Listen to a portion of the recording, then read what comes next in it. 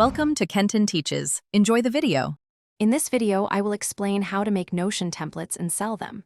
First, begin by identifying a clear problem your template will solve for a specific audience. Think about what tasks or workflows people struggle with daily. Next, design your template with user-friendliness in mind, ensuring it's intuitive and well-organized.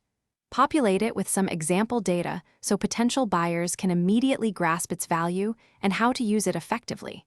Finally, make sure your template is set up for easy duplication, which is crucial for selling. Once your template is complete, focus on packaging it professionally. A visually appealing cover image and high-quality screenshots are essential to grab attention. Craft a detailed description that clearly outlines the template's features and, more importantly, the benefits it offers to users. Consider creating a brief video demonstration. It can significantly increase conversion rates by showing the template in action. You might also offer a free, simplified version to give people a taste of its value. Now, it's time to choose where you'll sell your template.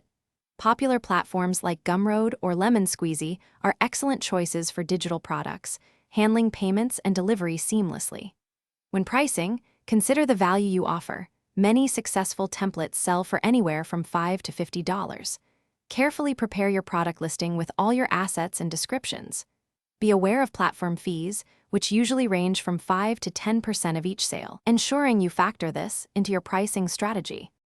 Finally, let's talk about marketing and launching your template.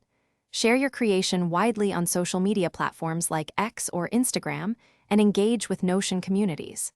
Leverage your email list, if you have one, to announce your new product to an interested audience. Consider collaborating with other Notion creators. Cross-promotion can introduce your template to a broader, relevant audience. Don't forget to actively seek testimonials and feedback after launch. These are invaluable for building trust and making future improvements. Thanks for watching. Please subscribe if this video was helpful.